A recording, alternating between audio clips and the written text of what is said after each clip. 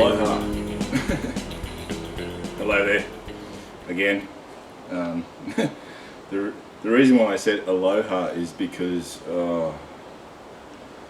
it is incredibly tropical here at the moment. You know, I live in, the area that I live in is right on the border of dry tropics, wet tropics, and I'm in the wet tropics. And no joke, there's literally like a line where in the dry season there's just no rain on that side. Sometimes there's rain on the other side, my side. But this year, man, it's just so dry.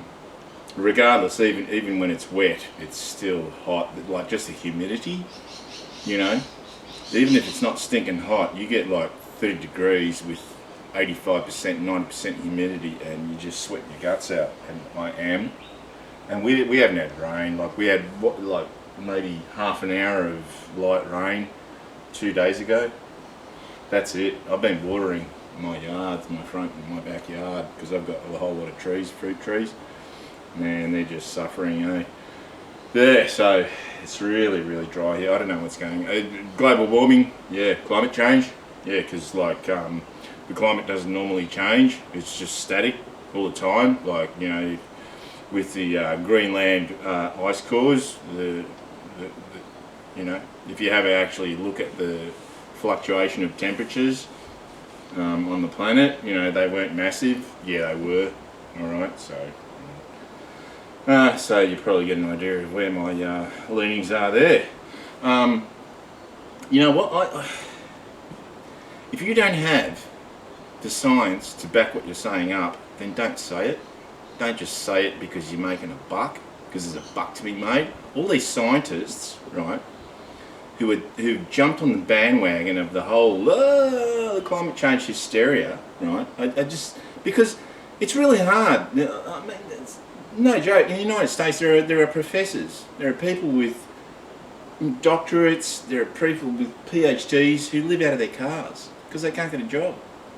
And you know what?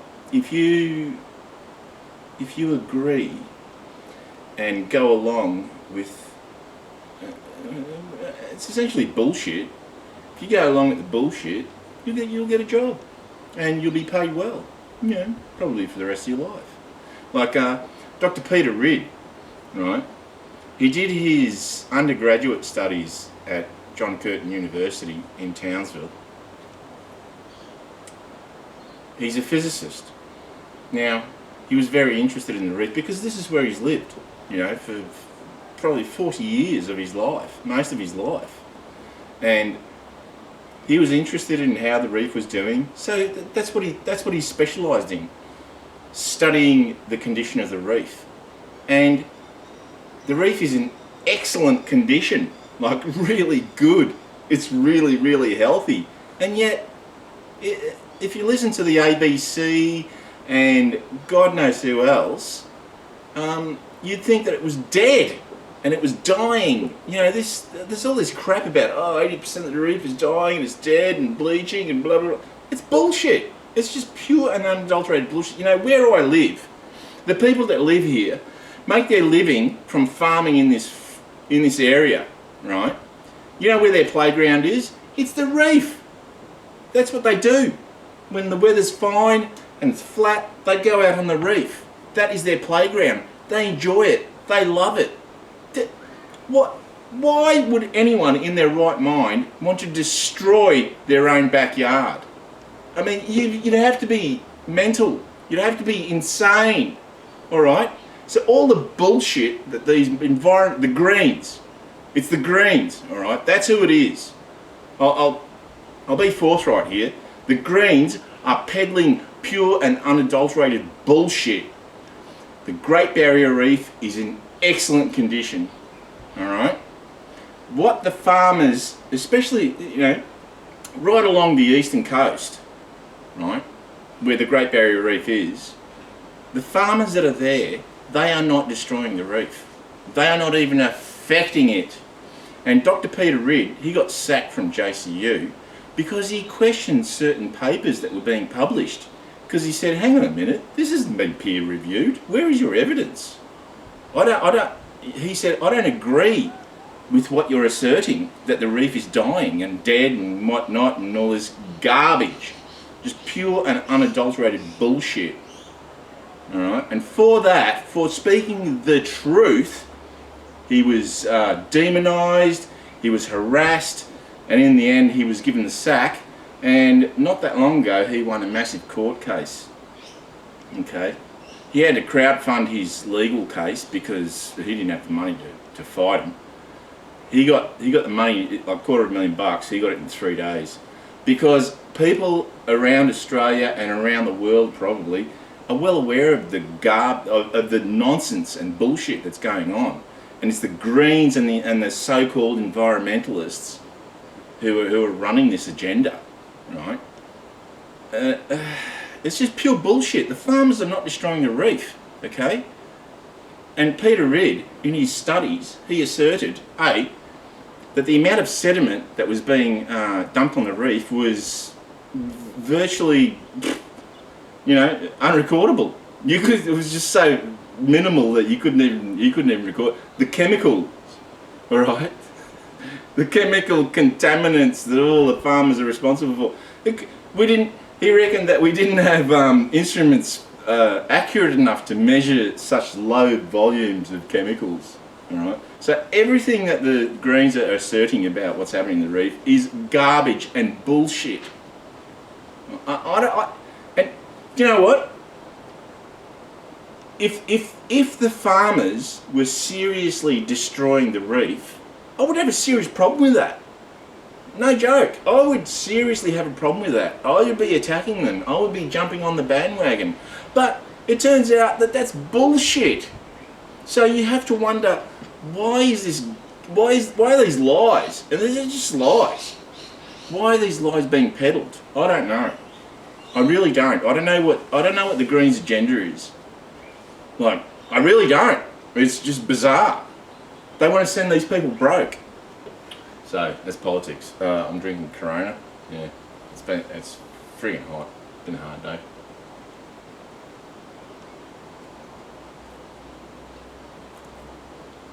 Oh yeah. Okay, so that's enough politics. You know what? I hate politics, but it really pisses me off. What's going on, right, and has been going on. I'm going to take this off. Now, here's what I want to talk about. You know what? Lately, I've been watching YouTube videos of guitar reviews, and almost without exception, they're like really, they've been glowing reviews of some of the cheapest stuff. Okay, like Justin.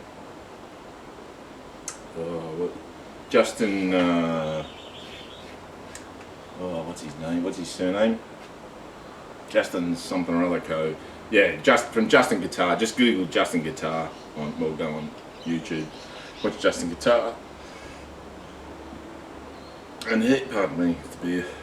He did a review of, I think it was like a 65-pound or 60-pound Strat, 60-pound electric guitar. And he was quite surprised. He thought, yeah, this is really, really good, you know. That's good.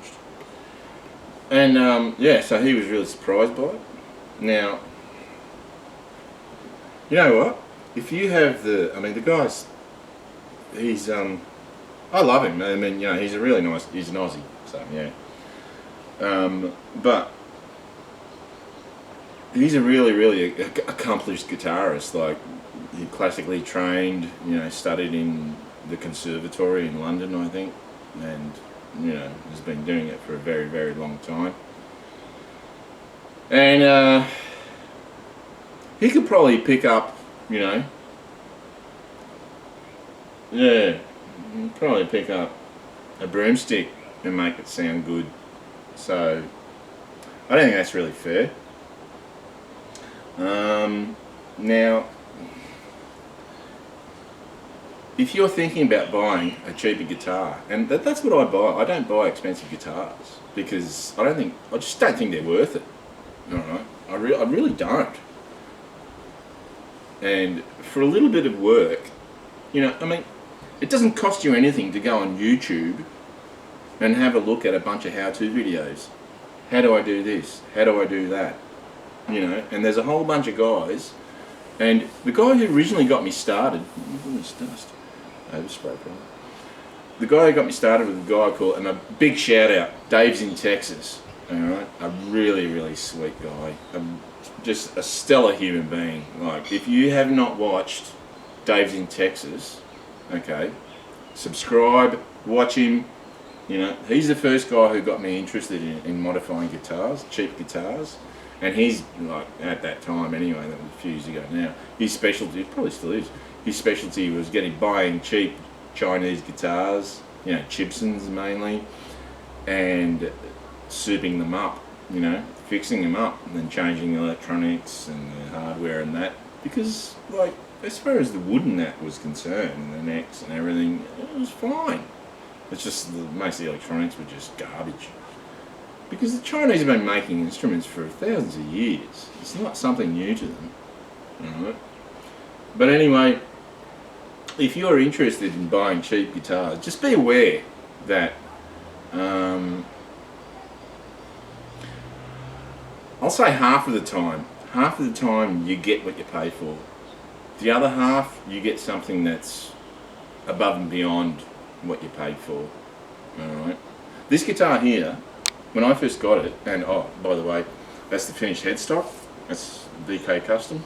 Okay, so yeah.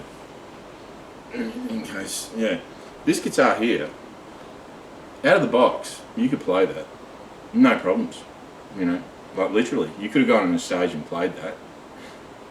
No, that's not true. You still would have had to have intonated it. All right, I've not experienced an instrument that was intonate. Well, actually, except for acoustic. Most acoustics, I've got a Fender acoustic, and the intonation on that is perfect, out of the box, and that was a cheapie. But aside from the intonation, everything else, the setup, the frets, everything, it was ready to go. You could have played that on a stage easily out of the box. Now, and that's an Affinity, so a Squier Affinity. Formerly a Squier Affinity, now it's not, it's a VK Custom. But this, one step down, like at the lowest rung of the Squier range, is the Bullet. And this is it doesn't actually say it. It just says Squier by Fender Stratocaster. It doesn't say Bullet anywhere, which is strange, because this is the second one that I've had, and the first one that I had, it was a Sunburst, it had Bullet. This one doesn't say it. I'm not sure why that is. Yeah, but it's got, I'll tell you the things that I like about this one. It's cheaper than that guitar. It's a hardtail as well. That one's a through body, so the strings go through the body. This one is just a straight hardtail, so the strings just go through the bridge. I'll tell you what I like it. They're both, the fretboard looks like, they're both Laurel fingerboards. They look exactly the same, except that's perloid dots, and these are sort of, I don't know what they're supposed to be. They're not white, but some weird shit. The thing I like about this guitar is the headstock. It's got the vintage headstock, which is actually smaller. This one has got the later CBS style headstock. I don't know if you can see that difference. There's a massive difference. This thing's, yeah, so this thing's got the CBS, the latest CBS, when CBS took or bought Fender. It's got the CBS headstock, which just, I'm not a big fan of. I prefer the smaller headstock, so that's really nice. That one only came with one string tree, even though it was more expensive. The Affinity, So it's bullet affinity. Even though the affinity was more expensive, it only came with one string tree, I had to install the other one. This one comes with 2 string trees. The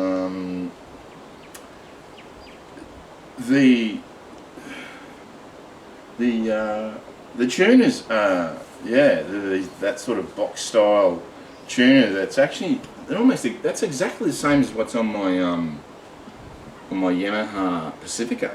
They look exactly the same.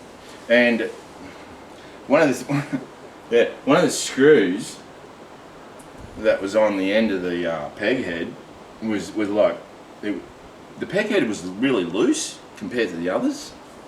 There was a couple loose, but one was extremely loose compared to the others, and I went to go and tighten it, and I couldn't because the actual screw that was out of it, at the end of it, was just gooched. It was just really rounded because someone had obviously tried to tighten it for the same reason, probably, and they probably used the wrong screwdriver.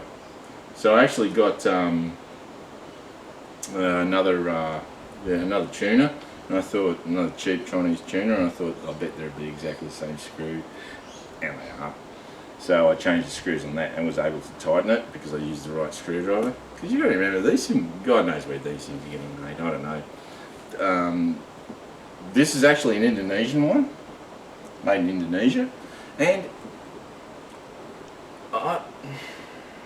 my thoughts were that because this is Indonesian, it would be made at the Court factory, and Court guitars are pretty well regarded, but this is supposed to be made by the I don't know, the guys with limited vision, or sorry, that's rude.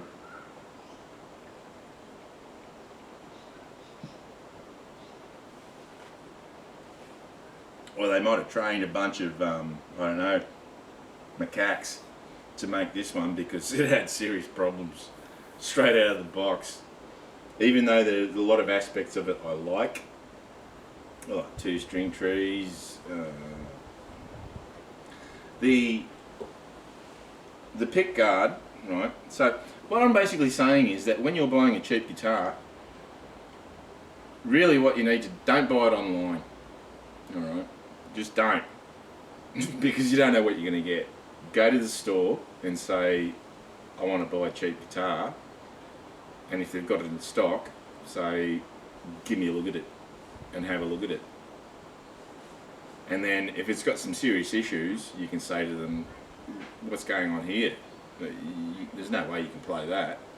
And possibly they'll just fix it there on the spot, or they'll dig another one out, and dig another one, dig another one, dig another one, until they find one that's that doesn't actually need any alteration or fixing. Now, I don't have a problem with getting guitars that have got issues with them, because it's not. I've been sort of mucking around with them for a little while now, so I know what. It's not that hard to fix them, unless they've got like serious issues, in which case you just give it back and say, this is a piece of junk, give me one that works. But most guitars, most cheap guitars, you can pretty much work through it, and this one was in that realm. So I take it out of the box. I'm looking at it, I'm going, oh beauty, it's got the smaller headstock, the vintage style headstock, excellent, sweet. I'm looking at it, oh yeah, it looks all good, yeah. Anyway, so I put it down, and oh man, the neck was tilted so far down that the high E string, which is down here, was like 2 millimeters off the edge on the 12th fret, on the 21st fret. I mean, like, it was literally falling off the fret. The neck was just totally out of whack, and I'm looking at it going, what the? So, which is not a big deal, because all you do is it's totally out of whack. And I'm thinking, did they set that bridge wrong or what? Because if they set the bridge wrong, then you have to fill those holes in. line the bridge up, re-drill them, which is, you don't really want to do that if you don't have to. That's the beauty of the bolt-on necks. They're bolt-on. So, and I was looking at the screws, and like a couple of them were like on the, what here in Australia we call on the piss. On the piss means that you've been drinking and you can't walk straight, so crooked. And two of the screws were like super crooked, like they went straight. They weren't going straight, so I thought, what have they done here? So now, so what I basically had to do was push down on the, and this is a typical fix, push down the neck, loosen the screws, loosen them off, really hold the neck down and then tighten them up again. So now I have got a, what is it, 0.18 of an inch or almost half a millimetre gap all the way, which is okay. That tells me that it's even, the gap is even, alright? It doesn't really bother me.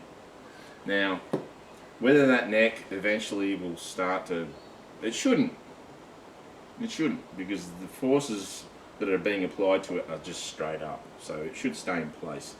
But if it does want to move again, whatever. Yeah, so but you know what? If you're just Joe Schmo who doesn't know anything about guitars and you go, yeah, I'll buy this cheap guitar for my kid, you know, for my son, and it's actually a lot lighter than this thing. This thing's, oh man, that thing weighs a ton. I don't know what's going on there. This thing is really light. Like really light. So if you want to buy a beginner's guitar for your kid, I advise you get one of these, the Squire Bullet Strap, made in Indonesia. Hopefully your neck isn't going to be like on the piss. So I straightened that out. Now the other issue that I had, and most people wouldn't be concerned about this, but the first thing I do is I check all the screws, all the pickguard screws, because the amount of times that those things have been stripped. And three of them were, there was that one, and that one.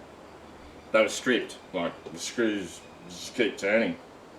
So what that meant was that when they put those screws in, they were obviously using power tools.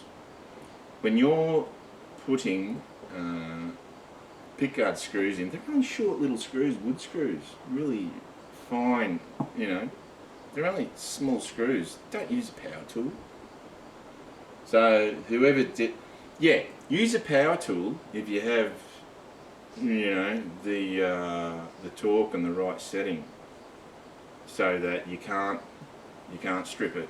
Obviously, whoever the Gumby is that put these screws in had his, you know, had his cordless screwdriver or whatever powered screwdriver at the wrong setting, wrong torque setting, and he just went and just kept going, oh bugger it, I'll just leave it there. Three of them. And that screw, the output jack, that screw there, that was gooched. The reason why that was stripped is because the hole was so close to the cavity. It's like an oval shaped cavity here. It was so close to the cavity that it had just bulged out towards the cavity. Like, I'm surprised that the screw just wasn't packing into the cavity. And all I had to do was bend one of the prongs on the output jack to be able to get that plate further back. So you'll see a bit of crap here, and that's because that actual plate was sitting over top of there. So I actually filled both holes, and what you do is you get a toothpick and super glue and just shove them in the holes and just cut them off, and then just move it to where you want it. Get a center punch and just tap, zzz, zzz, in and go the screws. It's really easy fix. So that was easy fix. So hopefully that's everything. Otherwise, I haven't checked the fretboard yet. I cut all the strings off because when I let them off, I loosened all the strings, right?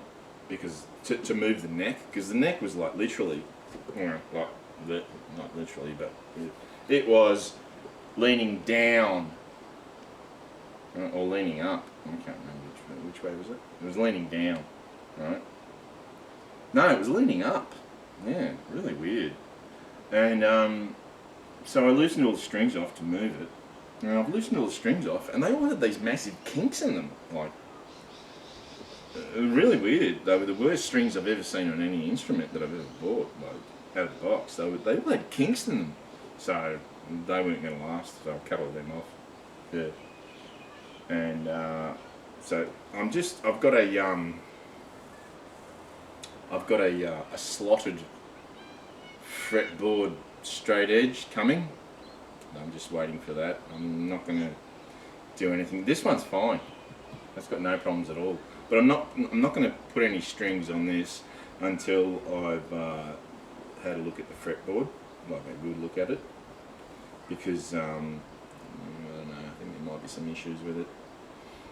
You know, it's their cheapest guitar of the lineup, so probably going to need a fret job, because I can't see. Usually, if it's had a fret job, been levelled out, it'll have a flat surface, because they don't even bother to go back and they don't even bother to go back and recrown it. So they put the round radius on the top of the fret. This one has had nothing. They're all round. So yeah, fingers crossed, the guy who put these frets in and made this fingerboard and this neck did a perfect job, which I seriously doubt. Who knows? Might have done it, but yeah. So I took the pick guard off and had a look at it inside, and it was essentially what I expected. They're really, really tiny pots. I can't remember if they're alphas. They wouldn't even be alphas. I don't know what they are. They're really, really tiny pots. Yeah, the output jack is a real piece of junk. Let's see.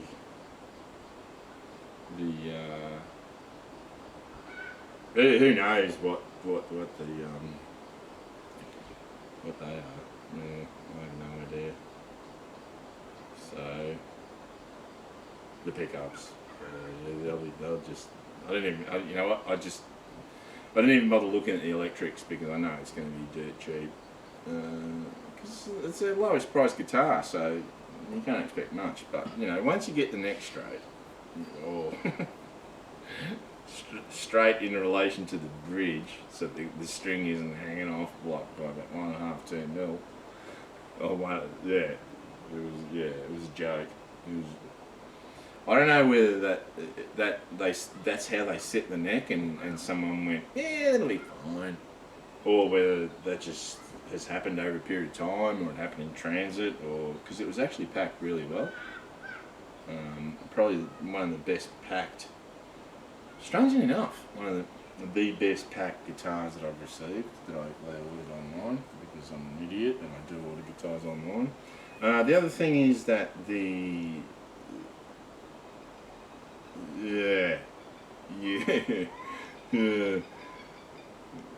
those fret ends are like a cheese grater.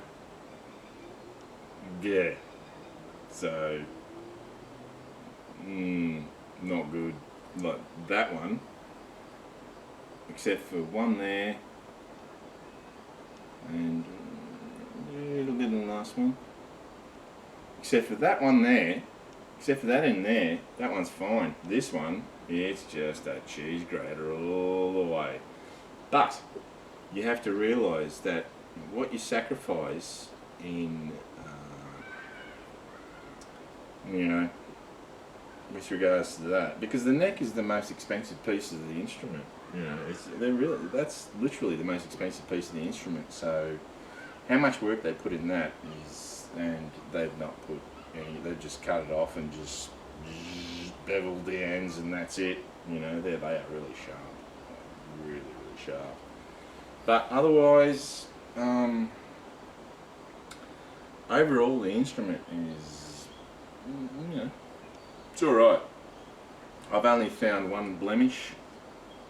Where is it? There. Like literally just one little chip. One little chip out of one of the corners. Tiny. Yeah. And the fact that I had to move this jack plate inwards exposes a bit of shittiness, but that's nothing. So if you are buying, my advice, if you want to buy a guitar, an electric guitar for your kid, they said, oh yeah, I want to play guitar. First, number one, buy them an electric guitar. All right, don't buy them an acoustic. And I know I'm going to be going against a lot of people who say, no, my first guitar was an acoustic. Yeah, electric guitar's a lot easier to play. Number one. Number two, if you buy a cheap acoustic, cheap acoustics are shit, right? Cheap electrics are still okay, alright? You can buy, no joke, you can buy a $200 electric that is okay. You buy a $200 acoustic, it's a piece of junk, right? Like literally. And you can modify. It's very easy to modify an electric, a Strat style, right? My advice is if you want to buy a first guitar for your kid, whether it be boy, girl, I don't care. Buy a Yamaha Pacifica, okay? Just don't bother with anything else. First guitar, buy them a Yamaha Pacifica. Even if you buy the bottom of the range, the 012, nothing wrong with them. I've got one. It's a great guitar. It really is. Like literally, it's a really nice made guitar. The neck is excellent. You don't have to worry about doing a fret job. I'll probably have to do a fret job on this because I find it hard to believe that their bottom of the range guitar doesn't have a problem with any of the frets, that they're all flat as a tack and even, and it might be, you know what, I might be full of shit, but who knows. So my advice is if you want to buy a first guitar for your kid, buy a Yamaha Pacifica. You can't go wrong. Yamaha don't make rubbish, alright? They've invested a lot of money in their reputation, and I don't know anyone, I've never heard anyone say, oh yeah, my Yamaha blah blah blah is a piece of shit.